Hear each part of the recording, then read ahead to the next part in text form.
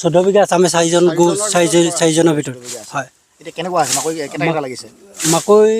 ক'ৰবাত 3টা আছে ক'ৰবাত 2টা আছে ক'ৰবাত এটা আছে তেনেকেই লাগিছে এইবাৰ আপোনালোকে প্ৰথম কৰিছে নেকি এইবাৰ প্ৰথম কৰিছোঁ আগতে কি কৰিছিলে ইয়াতে আগতে আমি সৰিয়হ খেতি কৰোঁ আলু খেতি কৰোঁ আৰু বেলেগ খেতি নকৰোঁ হয় আৰু জীয়াধলৰ পুখুৰী মাটি হয় কেনেধৰণে আপোনালোকে ইয়াৰ পৰা লাভ পাম আমি বৰ্তমান যেনেকৈ খেতি কৰোঁ আমি লাভটো পাওঁ বাৰু ইয়াত ইমানটো আমাৰ ধৰ আমি খা খৰালি কৰোঁ খা খৰালি আমাৰ জীয়াধলৰ পানী নাহে সেইটো জোখতে আমি হেৰি কৰি পিনি মানে আমি ধৰ লাভজনকেই হৈ আছে এইবাৰ কিন্তু অফিচৰ যোগেদি আমাৰ মাকৈ খেতি দিয়াৰ কাৰণে আমি কৰি চালোঁ আগতে কৰা নাছিলোঁ কাৰণে এতিয়া আমি বৰ্তমানচোন লাভজনক বুলিয়ে ভাবি আছোঁ পিছলৈ কি হয় সেইটো নাজানো বাৰু খেতি মানে আমাক কি চেডুৱে যিটো আমাক সহায় কৰিছে ইতিমধ্যে আমি এইবাৰেই প্ৰথম কৰিছোঁ গতিকে পোনপ্ৰথমে মই আমাৰ ফালৰ পৰা তেখেতলোকক ধন্যবাদ জ্ঞাপন কৰিছোঁ আমাক এইখিনি সুবিধা দিয়াৰ কাৰণে দ্বিতীয়তে এই খেতিটো এতিয়া কিমান লাভজনক বৰ্তমান আমি মানে তাৰ ফলটো পোৱা নাই এতিয়া পামহে লাহে লাহে গতিকে লাভজনক হ'ব বুলি ভাবিছোঁ খেতিটো যথেষ্ট উন্নতেই দেখিছোঁ আমি আৰু আমি এতিয়া সম্পূৰ্ণ বজাৰখনৰ দায়িত্ব তেখেতলোককে দিয়া হৈছে তেখেতলোকে আমাক আশ্বাস দিছে যে এই গুটি আৰু গছ সম্পূৰ্ণ তেখেতলোকে মানুহৰ মানে বজাৰৰ হেৰি কৰি ক্ৰয় কৰি নিব আৰু তাৰপিছত বস্তুটো আমি সম্পূৰ্ণ শেষ হোৱাৰ পিছতহে আমি গম পাম কিমান পৰিমাণৰ আমি লাভান্বিত হওঁ খেতি আপোনালোকে প্ৰথমবাৰ কৰিছে প্ৰথমবাৰ কৰিছোঁ আমি প্ৰথমবাৰ কৰিছোঁ আগতে ইয়াত কি খেতি কৰিছিলে আপোনালোকে আগতে এনেই ধৰক কাতি মাহত সৰিয়হটো সিঁচে আৰু মাঘ ফাগুনত উঠাই তাৰপিছত মাটিটো আবাদী হৈ পৰি থাকে এইবাৰ এতিয়া আপোনালোকে মাকৈ কৰিছে এইবাৰ আমি মাকৈ কৰিছোঁ 2 নম্বৰতে হৈছে কি আমি আগে আমাৰ এইখিনি অঞ্চলত কি হৈছে পানীয়ে মানে আমাৰ আজি জীয়াধলে বছৰ দিন ধৰি আমাৰ এইখিনি পানীয়ে প্লাবিত কৰি থৈছিলে কিন্তু তাৰ ভিতৰত আমি আমাৰ খেতিটো আমাৰ খুব কম পোৱা হয় আৰু যেতিয়া খেতিৰ দিন হয় তেতিয়া আমাৰ পানীয়ে প্লাবিত কৰে কিন্তু আমাৰ এতিয়া যিটো আমাৰ ধৰক NGO আমাক যিটো আমাক কাম দিলেহি সেই কামটোৰ ফালৰ পৰা আমাৰ কৃষকসকল নথৈ সুখী হৈছে যে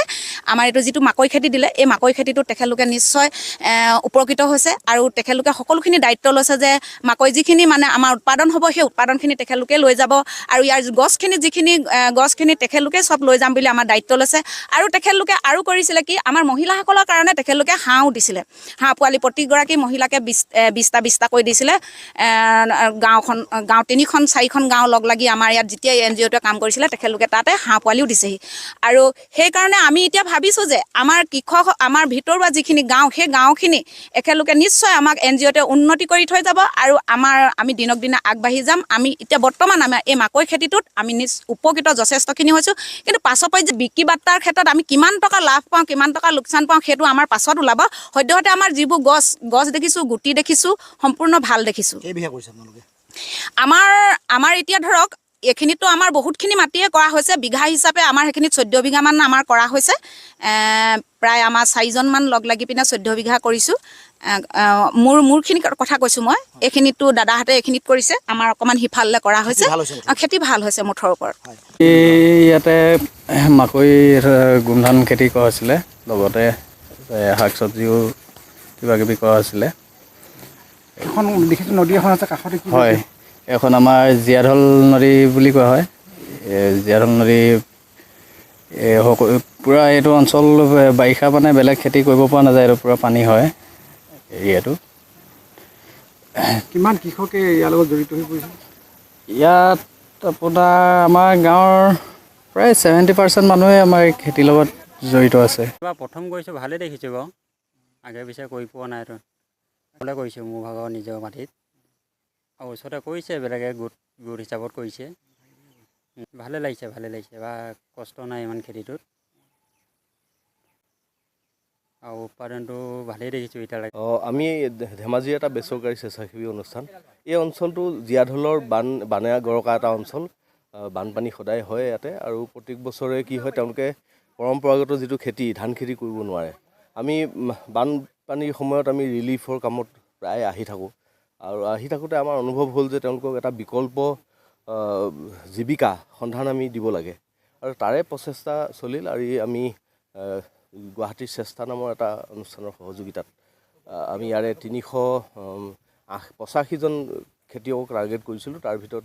347জনে কৰিবৰ কাৰণে আগবাঢ়ি আহিলে। 7খন গাঁও টোটেল ৰতুৱা জংঘল ব্লক, নেপালীখুটি, কপাহতলি, সৰু ঢেকেৰা, বৰ ঢেকেৰা, বৰদলৰ পৰা এনেকৈ 7খন গাঁও। আৰু এই 7খন গাঁৱৰ লোকসকলে গোমধান খেতিটোক আমি মানে এটা বিকল্প হিচাপে কৰিব পাৰোঁ নেকি তাৰ এটা চেষ্টা চলিল। আৰু সেই চেষ্টা অনুসৰি আমি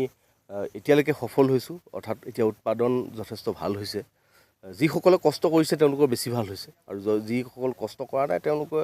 ডেফিনেটলি ভাল নহ'ব। কিন্তু মানুহৰ এতিয়াও কনফিডেণ্টটো অহা নাই যে এই খেতিটো কৰি আমি লাভৱান হ'ম। যে কনফিডেণ্ট কেতিয়া আহিব, যেতিয়া তেওঁলোকে বিক্ৰী কৰিব। গতিকে এতিয়া বেপাৰীয়ে আমাৰ যোগাযোগ কৰি আছে। আমাৰ লক্ষ্যটো হ'ল যে বাৰ্গেনিং পাৱাৰটো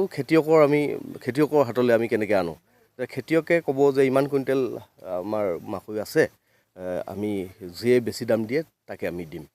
সেই পৰ্যায়লৈকে আমি লৈ যাব বিচাৰিছোঁ। তেতিয়া ভাল হৈছে। কিন্তু আমি ইয়াৰ পৰৱৰ্তী সময়ত ইয়াৰ যিটো মাৰ্কেটিং,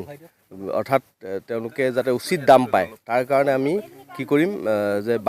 কৃষকৰ বাৰ্গেনিং পাৱাৰটো বৃদ্ধি কৰিবৰ কাৰণে আমি চেষ্টা কৰিম। তাৰ কাৰণে কি হ'ব, খেতিয়কসকলে ক'ব যে আমাৰ হাতত ইমানখিনি গোমধান আছে, যিয়ে বেছি দাম দিব তেওঁকে আমি দিম। গতিকে তেওঁলোকৰ কেপাচিটি বিল্ড আপ হ'ব, আৰু তেওঁলোকে ভৱিষ্যতে তেনেধৰণে একত্ৰিত হৈ কৃষি কৰ্মত আগবাঢ়ি আহিবলৈ সুবিধা পাব।